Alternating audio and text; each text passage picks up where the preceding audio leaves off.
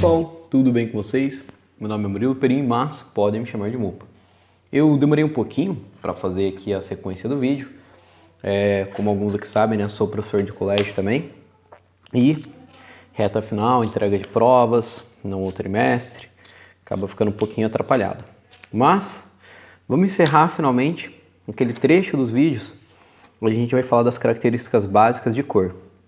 Então a gente falou de tom, falou de matiz, vamos falar de saturação.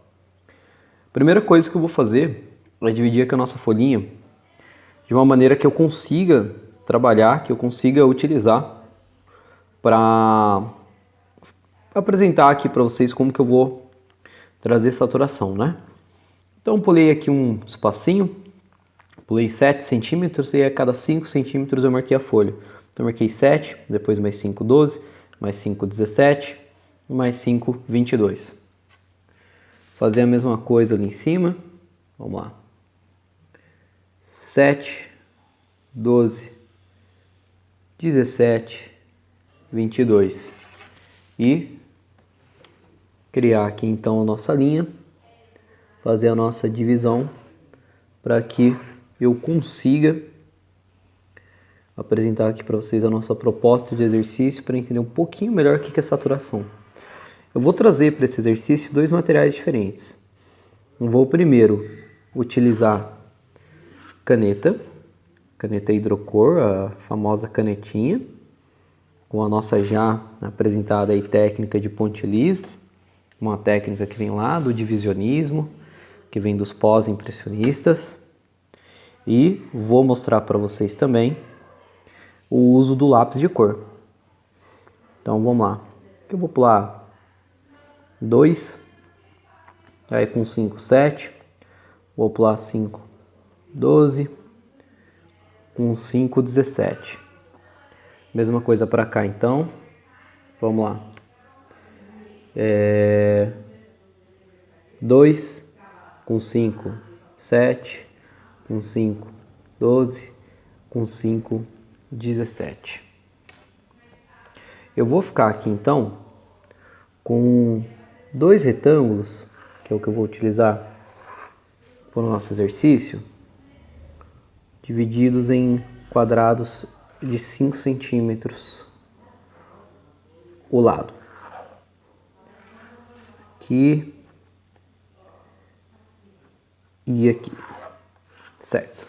Vou usar esses quadradinhos aqui então, gente, aqui e aqui.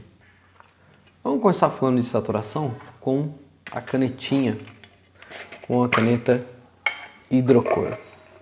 Deixa eu tirar algumas aqui. Vamos pegar cores similares para fazer essa proposta. Deixa eu ver como é que tá a minha canetinha roxa. Se ela estiver legal, a gente vai com ela.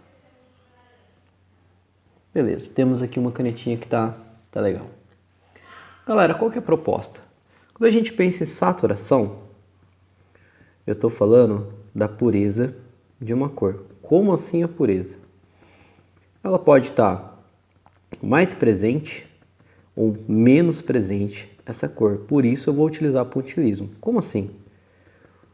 O violeta aqui mais saturado, né, que eu vou obter, vai ser aquele onde eu preencho praticamente a folha inteira com os pontos. Ó, pode ver que aqui eu estou repetindo várias vezes o ponto. Eu quero preencher bem esse primeiro quadrado para vocês verem. E isso vai ser uma região muito saturada. Olha como essa ponta aqui, o violeta já está muito mais presente. Vou deixar ainda mais do que aqui. Isso aqui eu estou ampliando a saturação de violeta na região. Então, como assim a pureza da cor? Pensa comigo, quanto mais pontinhos eu trago para essa região, menor é a presença do branco. Então, cada vez mais eu consigo perceber o violeta e não o branco. Então, eu estou aumentando a pureza desse violeta. Eu estou fazendo com que ele se misture menos com alguma outra cor aqui, no caso, o branco da folha. Ah, mas isso não é similar a tom? Não é a mesma coisa que tom? Eu vou ter mais claro, mais escuro? Não, gente. Por quê? Quando eu falo de tom, é até legal usar preto e branco, porque eu estou falando de claro e escuro realmente. Então, vou misturar com o preto, vou misturar com o branco da folha. Mas quando eu falo de saturação, se eu tivesse uma folha verde aqui embaixo, é o verde, que vai estar misturando um pouquinho com esse violeta. Então não é sobre tom, é sobre essa pureza mesmo, é sobre a cor aparecer exclusivamente em uma área. Deixa eu acelerar aqui um pouco o processo para não demorar muito. A técnica do pontilhismo ela é bem útil por causa disso. Ela acaba trazendo isso de uma maneira bastante didática para a gente. É muito fácil de explicar essa ideia da pureza, da presença da cor em maior ou menor grau em uma região através dos pontos, porque isso está diretamente relacionado com a quantidade de pontos que eu estou colocando em cada região. Então aqui, se nesse primeiro quadrado eu coloco uma quantidade bem alta de pontos, eu tenho um quadrado com violeta mais saturado, considerando que aqui eu estou usando a técnica do pontilhismo, né? Entretanto, se eu tenho um quadrado com uma presença muito menor, eu tenho um quadrado menos saturado. Então essa é a ideia de saturação, ok? Uma vez que vocês terminem esse exercício, e que vocês já tenham visto ali na playlist, né, aqui de exercícios teóricos, de exercícios mais clássicos de desenho, vocês vão perceber que agora a gente já tem, então, conhecimento das 3 características principais das cores: tom, matiz e saturação. Basicamente, quando a gente escolhe a maneira que a gente vai pintar, que a gente vai colorir uma região, eu vou empregar essas características o tempo todo. Falando de saturação, eu posso escolher se algo vai estar mais desbotado ou se vai ter uma cor mais presente. Por exemplo, numa cena mais futurística, onde eu vou colocar de repente coisas que são mais próximas de algo quase do neon, eu posso deixar a cor bastante saturada. Agora, se eu entro numa casa velha, se eu estou num parque de diversões que foi abandonado, o pigmento das coisas em geral tende a desbotar em contato com o sol com o passar do tempo. Então eu vou deixar as cores daqueles brinquedos, daquele parque, menos saturadas. Entenderam? É a mesma coisa que eu tirar uma foto hoje de uma região com uma floresta, uma região bem verde, com um lago durante o pôr do sol. E pegar uma foto dessa mesma região, vamos supor que nada mudou nela, ainda é o mesmo tipo de mata que tem por lá, o lago está igual, está bem preservado, e eu também aguardo ali o pôr do sol para tirar a foto, essa foto atual. Quando eu comparo com a fotografia antiga, as cores estão menos saturadas, elas estão mais desbotadas, por causa dessa ação do tempo, nessa ação da luz sobre a fotografia. Então, nesse caso, eu consigo entender bem ao que se refere saturação.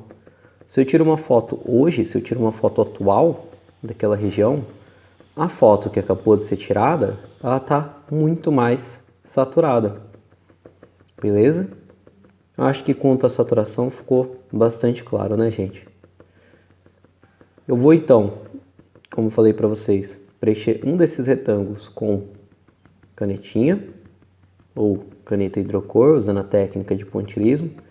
Lembrando que às vezes, né, se a sua canetinha não está funcionando bem, você pode tentar passar a ponta um pouco de água. Por isso que a gente chama de hidrocor, né? A base dessa tinta que tem aqui dentro é a água. Quando eu era mais novo, eu escutava muita gente falar, né? Os pais assim: ah, passa álcool.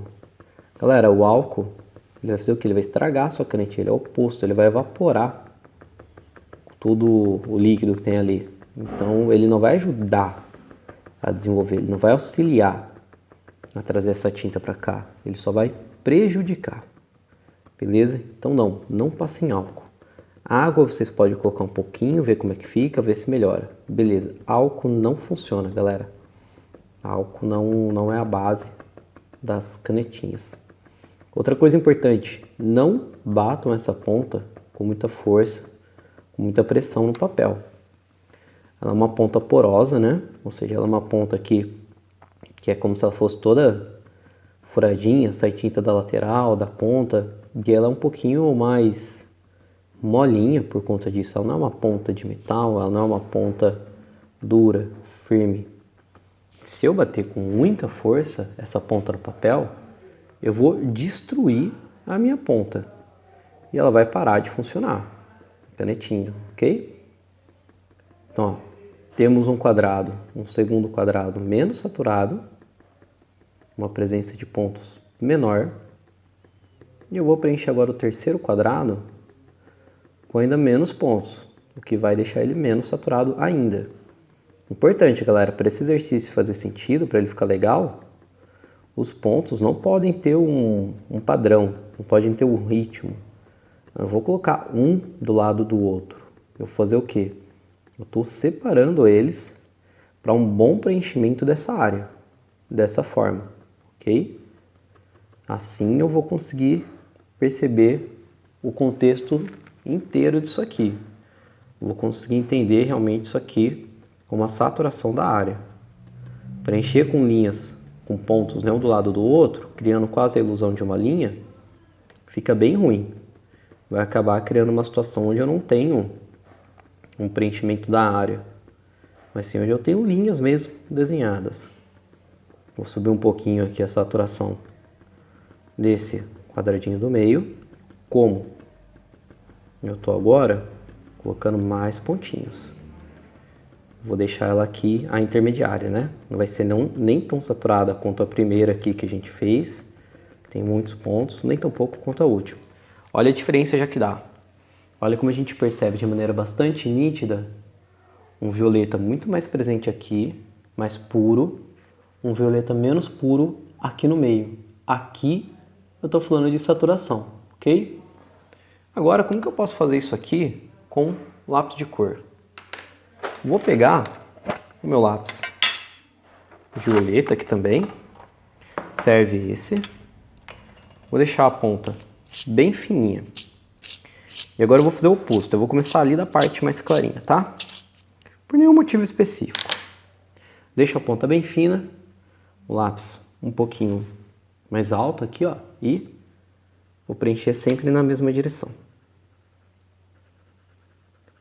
Pessoal, para utilizar o lápis de cor, para empregar o lápis de cor, dicas que eu dou para vocês. Primeiro, a superfície atrás do papel tem que estar limpa, porque senão vai ficar uma marca, vai ficar um sulco ali na folha quando eu for passar o lápis. A superfície do papel em si tem que estar limpa também, ok? E eu sempre vou deixar a ponta do meu lápis extremamente fina. E eu vou controlar a inclinação, igual eu mostrei no vídeo de tom para vocês, para deixar o tom mais alto ou mais baixo, ou seja, mais escuro ou mais claro, ok? Eu também preciso passar com cuidado esse lápis, sem pressa, para não deixar áreas brancas, não permitir que fique muitas áreas aqui sobrando desse papel.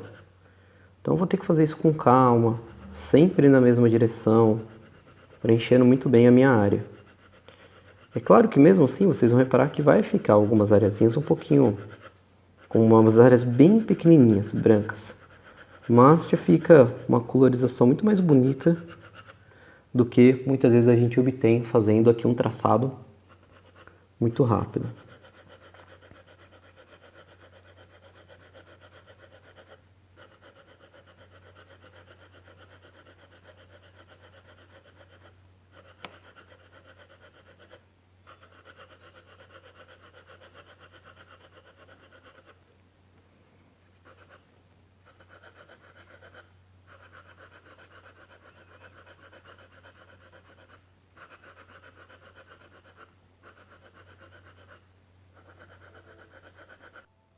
Bom, basicamente de tempos em tempos, né, galera, eu preciso dar uma pontadinha então, porque eu quero manter minha ponta bem fininha para esse preenchimento aqui funcionar. Olha como eu vou, volto, tento realmente manter sempre um padrão aqui para manter esse preenchimento mais bonito.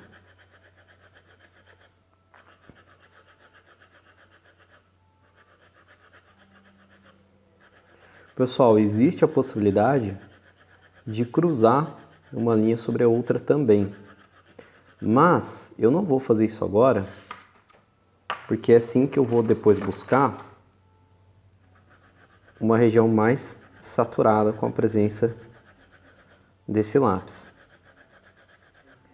E vocês vão ver que quanto mais saturado, mais próximo vai ficar da cor que a gente vê aqui, ó, no próprio grafite e na madeira do lápis. O que acontece? Muita gente, para obter essa cor mais próxima do que a gente está vendo, acaba forçando muito o lápis. E assim, claro, se eu quero que isso apareça um pouco mais, eu posso aumentar um pouco a pressão. Mas digamos que somente aumentar a pressão não é assim legal, não é exatamente a maneira correta de fazer isso. Galera, então nem sempre eu preciso pressionar o lápis para que a região fique um pouco mais saturada. Eu posso alterar a inclinação com que eu estou segurando meu lápis, só de segurar aqui, ó, um pouco mais próximo de 90 graus. Eu já tenho uma região mais saturada nesse segundo quadrado. E além disso, como eu estava falando, o que fica aqui é o pigmento, né? Que está sendo riscado do grafite e ficando na folha. Eu posso insistir, passar mais vezes no lápis na mesma região. Isso também vai aumentar a saturação. Para aqueles que acharam estranha essa ideia, por que a gente fala que, na verdade, é o lápis que está sendo riscado pela folha? Porque é verdade, galera. Pensa assim, ó. Se o lápis estivesse riscando a folha ficaria com sulcos. A folha seria machucada. Quem soltaria pedaços é a folha. Mas o que acontece é que quando eu passo o meu grafite sobre a folha, um pedaço dele fica na folha. Então, eu tenho o grafite que é riscado, que tem uma dureza inferior à da folha, e por isso um pedacinho dele fica ali naquela folha. Entendeu? E é assim que vai funcionar essa pigmentação. Quanto mais desse grafite eu tenho naquela região, mais saturado vai ser. Por quê? Porque é uma coisa natural, né?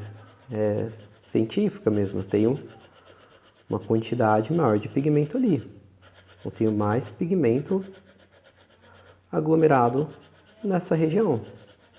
Então eu vou perceber de maneira mais saturada. Normalmente cada vez mais próximo do que? Da cor que é a madeira aqui do meu lápis. Olha só. Nesse segundo caso aqui, pessoal, como é muito mais demorado, né, essa pigmentação com o lápis, eu não quero que o vídeo fique muito extenso, ele já vai ficar. Eu vou fazer apenas 2 quadradinhos, tá?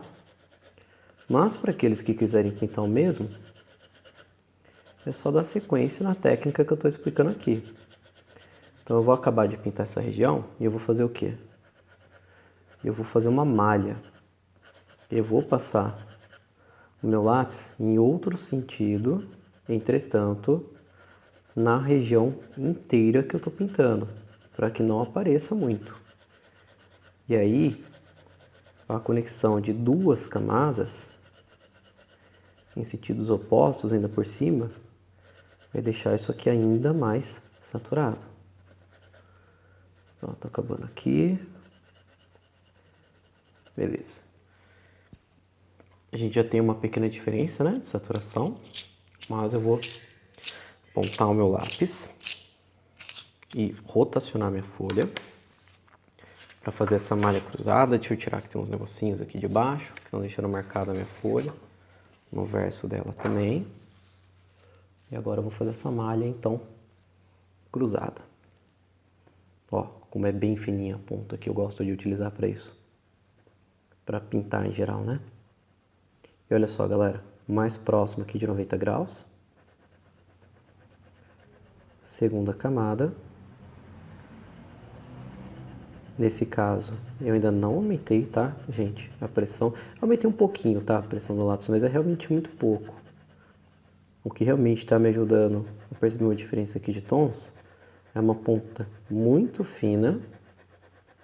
Esse lápis que eu seguro mais próximo aqui da ponta, o que faz com que eu tenha mais firmeza e aplique mais pressão naturalmente na ponta na hora que eu vou desenhar. E esse ângulo aqui do lápis um pouco mais próximo de 90 graus. Então olha a diferença já de saturação que eu tenho dessa área para a área anterior. Se no próximo quadrado, para quem for fazer, né, vocês fizerem a mesma coisa, porém em 3 etapas, depois eu venho aqui e passo ou de um lado para o outro, ou de cima para baixo, essa pigmentação, de novo com o lápis com a ponta muito fininha, e segurando ele aqui mais próximo da ponta, vocês vão ver que vai ficar ainda mais saturado. Então, com o lápis eu também consigo comprovar que a saturação vem aqui do grau de pureza, da quantidade em que essa cor está presente na região que eu estou pigmentando. Porque, ó, quanto mais eu passo meu lápis, maior a quantidade de pigmento, maior a saturação. Entenderam por que não é a mesma coisa de tom? Por exemplo, eu ainda posso mexer nesses quadradinhos, se eu quisesse também, para aumentar o tom. Como que é uma das maneiras que eu poderia fazer isso? Eu poderia passar um lápis preto. E eu ia ter um tom mais escuro. Aí eu estou mexendo no tom. É natural essa confusão, tá? Principalmente entre essas duas características. Até porque algumas vezes, dependendo da cor que eu utilizo, dependendo da cor não, na verdade, né? Quase em todas as ocasiões, quanto menos saturado, mais clarinho, né? A gente percebe esse desenho. Mas tomem muito cuidado para não confundir essas duas características, ok? Acabando aqui o preenchimento.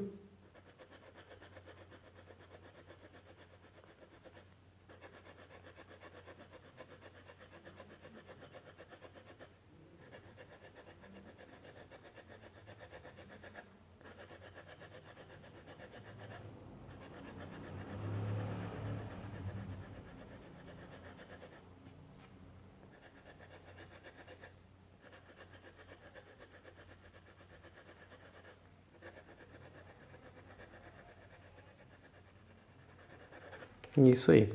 Eu tenho aqui então duas maneiras distintas de perceber saturação, através de pontilismo, aumentando a pigmentação em cada uma das regiões, e através do grafite, aumentando também essa pigmentação conforme a maneira que eu utilizo esse grafite.